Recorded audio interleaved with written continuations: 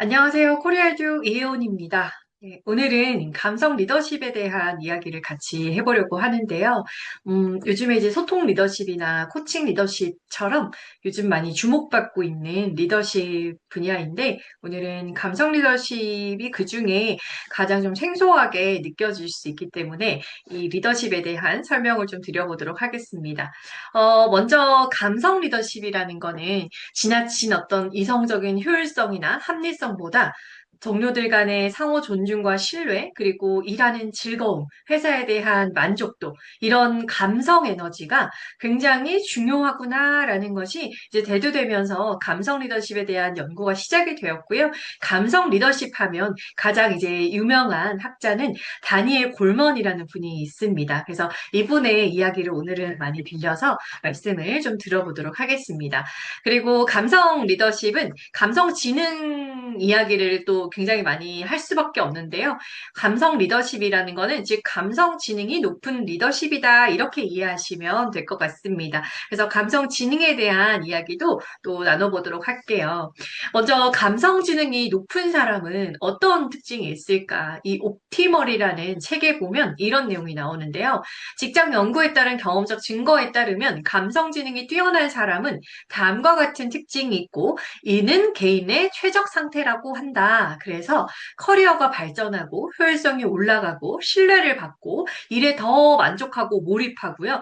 그래서 그만둘 확률이 낮아지고 도움이 필요한 사람을 본인 스스로 돕고 또 건강하고 이런 여러 가지 특징들이 있다고 합니다. 그래서 지금 보시는 것처럼 이러한 특징이 있다면 당연히 업무적으로 또 성과도 잘 내고 본인의 비전도 잘 달성할 수가 있겠죠. 또 동료들과도 잘 지낼 거고요. 그래서 오늘은 이 감성 리더십에 대한 이야기를 하면서 또 빼놓을 수 없는 개념이 있는데 그것이 바로 감정과 기분이라는 개념입니다. 감정과 기분. 아마 한 번쯤은 다들 이게 많이 우리가 사용하는 단어니까 이해하고 계실 텐데 정확하게 이 두 가지의 단어가 어떤 차이를 가져가는지는 잘 모르시는 분들이 많으시더라고요.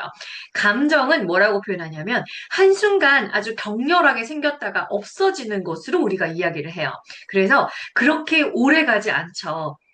그래서 보통 우리가 왜 너무 화가 났을 때 하라라고 하는 행동이 있잖아요. 심호흡 한 5번만 크게 들이마시고 크게 내쉬고 이것만 해도 굉장히 이 코르티솔이라는 호르몬이 낮춰지면서 되게 진정시키는 효과가 있다. 그렇게 말을 하는 이유는 실제로 이 격렬한 감정은 내 안에 머물렀다 가는 시간이 그만큼 짧기 때문인데요. 그래서 아주 격렬하게 생겼다가 사라지지만 업무 진행에 굉장히 혼란을 불러일으키기도 하죠. 하지만 기분은 감정과는 좀 달라요. 그래서 감정보다는 덜 격렬한데 더 오래 지속이 됩니다. 그래서 감정을 유발하는 어떤 일이 생기면 거기에 맞는 기분이 여운으로 남게 된다는 거죠. 제가 예전에 어떤 지역에 살 때, 그때 엄청 친절한 버스 기사님이 계셨는데요. 제가 이 기사님을 만나면 처음에 너무 긍정적인 감정이 많이 올라왔었어요. 그래서, 아, 너무 감사하다, 너무 기쁘다, 너무 진짜 훌륭하신 것 같다, 막 이런 생각과 감정들이 확 격렬하게 일어나거든요. 근데 제가 버스를 탁 내렸다고 해서 바로 감정의 기분이 확 전환이 되는 게 아니라 이 기사님께 받았던 긍정적인 감정이 기분이란 여운으로 오래 남게 되는 거죠. 예를 들어서 내가 출근을 했는데 출근하자마자 내가 안 좋은 얘기를 들은 거예요. 그러면 그때 들으면서 억울하기도 하고 뭔가 속상하기도 하고 실망스럽기도 하고 뭐 이런 여러 가지 부정적인 감정이 생기겠죠. 근데 이게 이 상사분과 대화가 끝났다고 해서 이 감정이 사라지는 게 아니라 기분이라는 여운으로 오래 남게 되는 거예요. 그래서 그날 어쩌면 몇 시간, 어쩌면 하루 종일, 또는 집에 가서까지 그 여운이 남아서 나의 하루에 영향을 주게 되는 거죠. 그래서 리더도 마찬가지고요. 구성원도 스스로 본인이 감정 관리를 좀 해줘야 되고, 리더는 본인의 감정 관리뿐만이 아니라 또 우리 구성원의 감정 관리까지 잘 해주셔야 되는데, 사람은 이성적인 판단을 내렸다라고 생각하지만 사실은 사고보다 감정이 앞섭니다. 그래서 이 순서가 거꾸로 될 수가 없어요. 항상 감정이 본능적이고 더 즉각적인 것이기 때문에 좋다, 나쁘다라는 이런 긍정적인 감정과 부정적인 감정이 한번 확 올라오고 나서 그 다음에 사람은 이성적인 생각을 하게 되거든요. 그래서 감정의 영향을 누구나 받을 수밖에 없다. 그래서 기분이 좋을 때 사람은 또 유연한 사고가 가능하고 긍정적인 행동이나 결과를 낼 가능성이 당연히 높겠죠. 이걸 보고 우리는 인지적 왜곡이라고도 부릅니다. 그러니까 무슨 말이냐면 예를 들어서 오늘이 금요일이에요. 그리고 내가 다음 주 월, 화, 수 이렇게 3일을 또 휴가를 냈어요.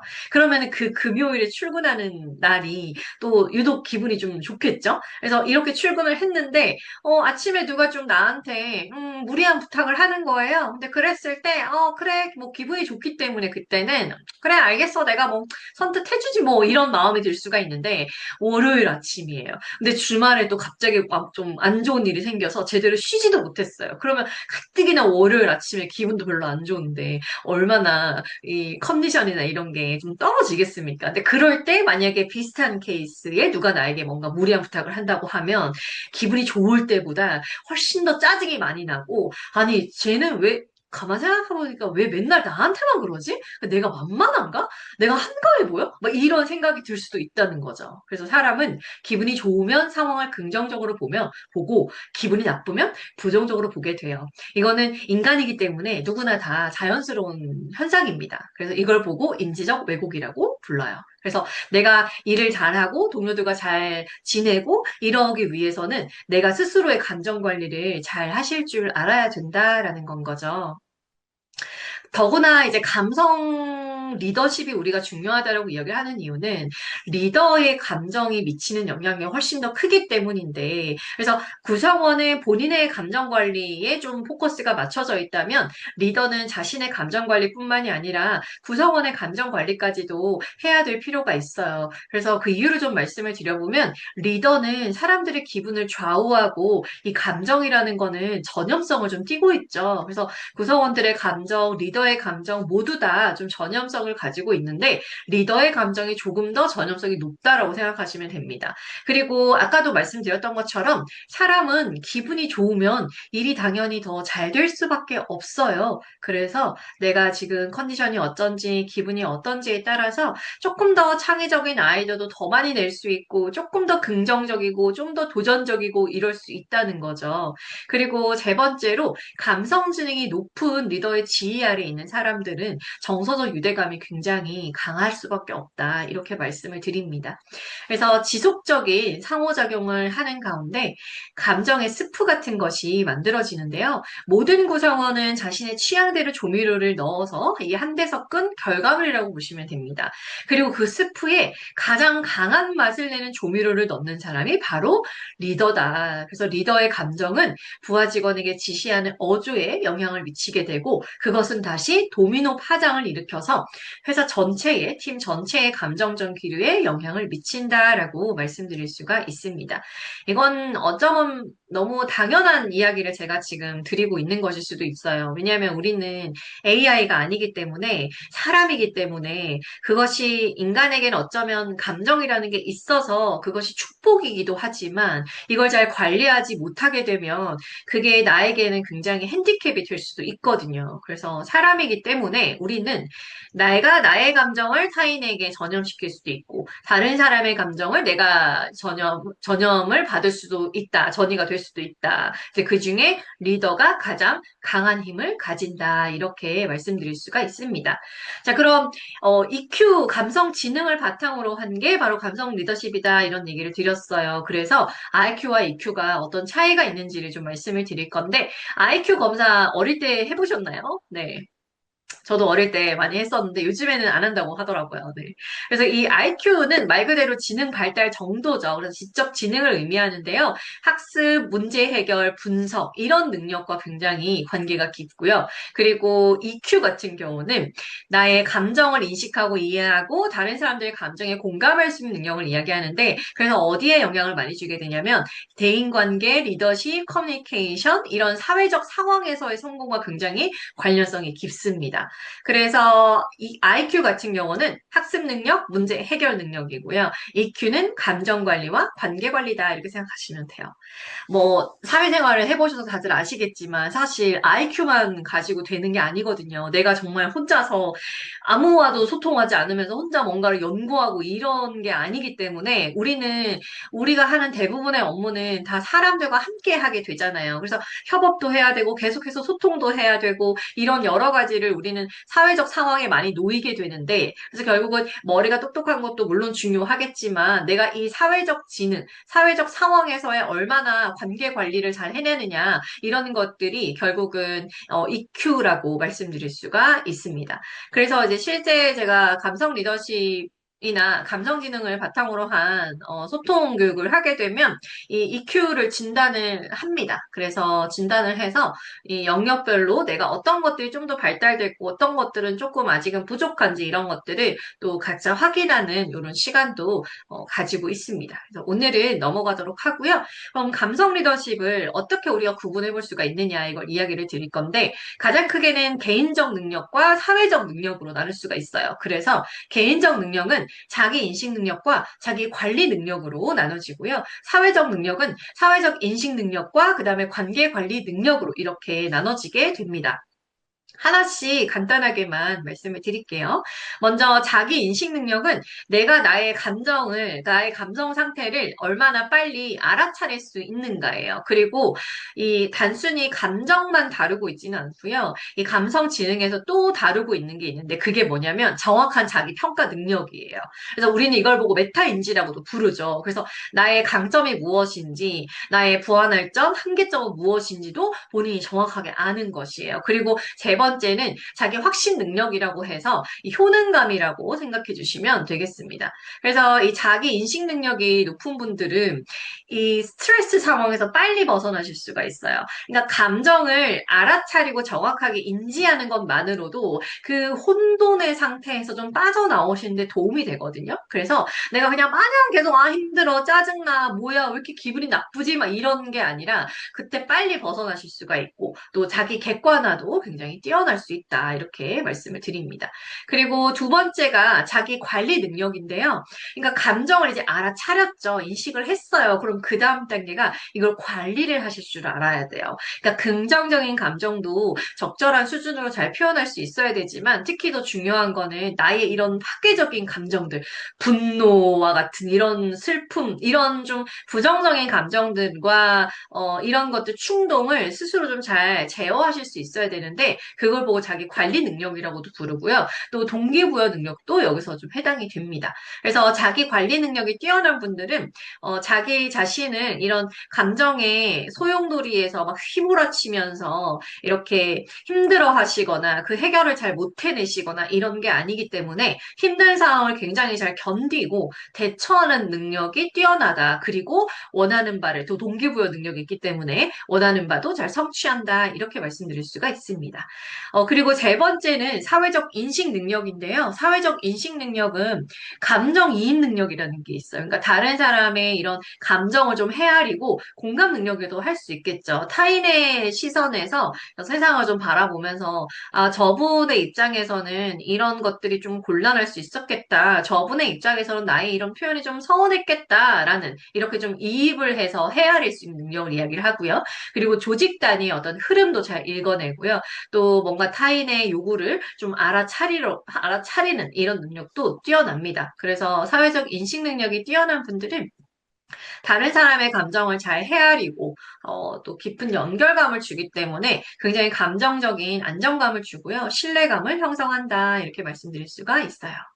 마지막으로 관계 관리 능력은 다른 사람을 이제 동기부여하는 능력이어서 나뿐만이 아니라 타인을 동기부여하는 능력이고 사실 리더분들이 이 동기부여가 꼭 빠지지 않는 파트잖아요. 그래서 구성원들을 좀 동기부여할 수 있는 능력, 그리고 영향력을 좀 주게 되고 이끌어주는 능력, 그리고 팀워크를 이끌어내는 이런 관계 관리 능력을 이야기를 합니다. 그래서 타인과의 관계를 긍정적으로 맺고 또 내가 긍정적인 영향력을 줌으로써 함으로써 좋은 리더십을 발휘하게 된다. 좋은 관계를 이어나갈 수가 있다라고 말씀드릴 수가 있어요. 그래서 이렇게 지금까지 감성 리더십이 조직에서 어떤 의미를 가지고 또 왜 중요하고 또 이 EQ와 IQ는 어떤 차이가 있으며 또 감성 리더십의 네 가지 차원에 대해서도 말씀을 좀 드려봤는데요. 감성 리더십은 단순 이 소통에 대한 부분도 사실 감성 리더십 안에 많이 해당이 되긴 하는데, 단순한 소통 리더십에서 다루지 않는 부분이 바로 특히 감정이라는 부분이에요. 그래서 감정에 좀 특화돼서 좀 스스로 관리도 할 수 있고, 적절하게 표현도 할 수 있고, 그래서 구성원분들은 스스로의 감정을 좀 관리하는 능력을 좀 많이, 성장시켜 드릴 수 있는 게 감성 리더십 과정이고요. 또 리더분들을 대상으로 할 때는 본인의 감정이 얼마나 구성원에게 많은 영향을 주는지를 스스로 또 인지를 하시고 자신의 관리 능력뿐만이 아니라 구성원들의 감정 관리도 좀 잘 할 수 있도록 그렇게 교육이 좀 진행이 된다라고 생각하시면 될 것 같습니다. 특히 요즘에 정말 AI가 우리의 삶에 이렇게 확 맞닿아 있으면서 특히 인간만이 가지고 있는 고유의 능력, 뭐 적응력이라던가 이 감정에 대한 부분이 특히나 더 저는 더 주목을 받고 있다고 생각하고 더 귀한 좀 자원이라고 그렇게 생각을 하고 있는데요. 사실 요즘에 뭐 GPT나 제미나이로 상담의 고충이나 이런 걸 털어놓으면 상담을 하시는 분들 많으시잖아요. 저도 때때로 그럴 때가 있는 것 같아요. 그런데 확실히 좀 느끼는 건 뭐가 있냐면 한계가 있다고 느껴요.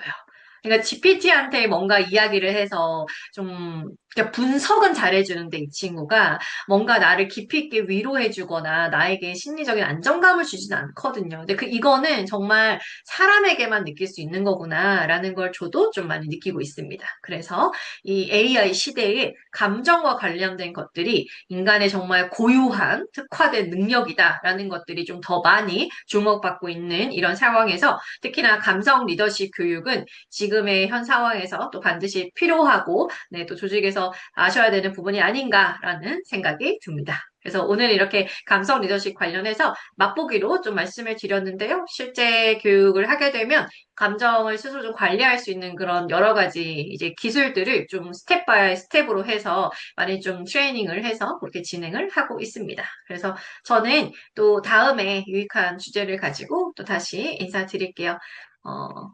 고맙습니다.